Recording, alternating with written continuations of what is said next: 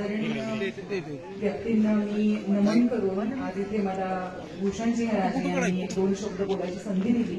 मी सर्वांचे मनपूर्वक आभार मानते। आज तुम्ही पण इतक्या संख्येने इथे आलात आणि गेले जवळजवळ वर्ष आता होईल आम्ही या गढीवरती काम करतोय। या गढीमध्ये जेव्हा पहिल्यांदा आम्ही आलो आणि जेव्हा बघितलं की ह्या गढीमध्ये भरपूर काम करण्यासारखं आहे आणि इतक्या अप्रतिम सिच्युएटेड, जसं आपण म्हणतो ना, एकदम खूप छान लोकेशनवरती ही गढी आहे। आणि आता जेव्हा आम्ही पहिलं प्रेझेंटेशन माननीय दादांना केलं होतं तेव्हा दादा म्हटले, खरंच अर्चना एवढं आहे इथे? मी म्हटलं तुम्ही एकदा चला माझ्याबरोबर आणि तिकडे एकदा बघून या। आपल्याला त्यांनी सुद्धा प्रॉमिस केलेलं आहे की ते सुद्धा राजांच्या पाठीमागे खंबीरपणे उभे आहेत आणि त्यांनाही त्यांनी सांगितलेलं आहे की मी आहे, तुम्ही हे काम करायला सुरुवात करा। आता या कामातली इतकी वेगळेपण काय आहे ते जेव्हा जतन आणि संवर्धन करायला लागलो, इथले खूप सारे ग्रामस्थ आहेत, आपला ओंकार आहे, भागवत साहेब आहेत आणि इथले दुसरे होळकर पण एक आहेत, योगेशजी होळकर, तर हे सगळेजण आम्हाला मदत करायला तत्परतेने पुढे आले। आणि आम्ही जेव्हा मागची जी राज सदर आहे, हा राणी वसा आहे, मतलब ग्राउंड आहे आणि मागची जी आहे ती राज सदर आहे। राज सदरच्या इथे आम्हाला असं लक्षात आलं की इथे काही जमिनीखाली जडलेले अवशेष आहेत, म्हणून आम्ही डेक्कन कॉलेजच्या आर्किओलॉजी डिपार्टमेंटचे जवळजवळ 15-20 जण इकडे घेऊन आलो आणि त्यांनी सुसंगतपणे सायंटिफिकली आर्किओलॉजिकल एक्सकॅव्हेशन केलं। आणि एक्सकॅव्हेशन केल्यानंतर आम्हीच स्वतः चकित झालो की हे काय मिळालं आपल्याला इथे, हे खूप वेगळं जे मिळालंय ते, हे मुघल गार्डन आहे का दिवाने आम आहे का दिवाने खास आहे का काय आहे, असं महाराष्ट्रात कुठेही मिळालेलं नाहीये। एवढा मोठा आर्किओलॉजिकल एव्हिडन्स आपल्याला इथे मिळाला आणि त्याचं आता एक्सकॅव्हेशनचं काम चालू आहे, त्याचं जतन आणि संवर्धन होईल।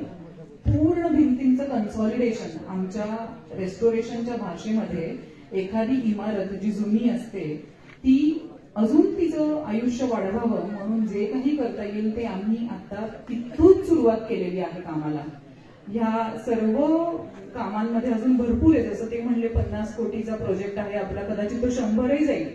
कारण का जसं डॉक्टरांकडे कोणी गेल्यानंतर ऑपरेशन करताना एक एक लेअर उघडून बघितल्यानंतर आपल्याला कळतं की अरे नाही 2 नाही 4 गाठी आहेत, तसं एक एक लेअर आपण जेव्हा वाघगाव हा जसं वृद्ध गृहस्थ आहे आणि जेव्हा आपण एक एक लेअर उघडत गेलो तसं तसं त्याच्या पोटातनं आपल्याला गोष्टी मिळतात आणि त्या इतक्या आश्चर्यचकित करणाऱ्या आहेत। आम्ही त्याच्यावरती रिसर्च करतोय, मटेरियल स्टडी करतोय। इथे अप्रतिम पाण्याची कारंजी मिळाली, आजही इथे पाण्याच्या दाबाने कारंजी आपोआप उडतात, त्याला कुठल्याही प्रकारचं इलेक्ट्रिसिटी लागत नाही। हे कुठेही नाहीये महाराष्ट्रात, माझ्यावर विश्वास ठेवा। आम्ही इतकी कामं करतोय महाराष्ट्रामध्ये। माझ्या स्वतःकडे ह्या पूर्ण एरियात मी चाकण, राजगुरुनगर, वाफगाव, पुढे कुकडेश्वरचं मंदिर हे सगळं करतेय, पण या सगळ्यात वाफगाव हे माझ्या सगळ्यात जवळचा प्रोजेक्ट आहे आणि त्याला कारण हे एकच आहे की रोज नवीन आम्हाला काहीतरी मिळतं इथे। इथे आपल्याला पॉटरी मिळालेल्या आहेत, पॉटशर्ट्स मिळालेले आहेत, इथे आपल्याला पेंटिंग, वॉल पेंटिंग केलेले काही एव्हिडन्सेस मिळालेले आहेत आणि आम्ही सगळे जतन करून ठेवलेले आहेत। भविष्यात विचार करा, तुमच्यापैकी कित्येक जण बाहेर गावी, बाहेर देशी गेले असतील, खूप मोठे मोठे म्युझियम्स असतात तिथे, छोटे छोटे दगड इतका महत्वाचा म्हणून आपण वारसा म्हणून ठेवतो तिथे, पण आज आपल्याकडे हा जो वारसा आहे, माझ्यावर विश्वास ठेवा, मंत्रालयात या प्रोजेक्टची चर्चा आहे आणि आज आम्ही याच्यासाठी जवळजवळ 7-8-10 कोटी आणले। आम्ही पुढे पण खरोखर याच्यासाठी प्रयत्नशील राहू आणि आहोत की आम्ही पुढच्या 3 फेजेसमध्ये हा प्रोजेक्ट पूर्ण करणार। ह्यामुळे सोशिओ इकॉनॉमिक डेव्हलपमेंट तर होईलच, ऍट द सेम टाइम आपल्याकडे टुरिझम वाढेल आणि महाराष्ट्राच्या टुरिझमवरती वाफगाव हे एक महत्वाचं ठाणं ठरेल, निश्चित ठरेल, मला पूर्ण खात्री आहे।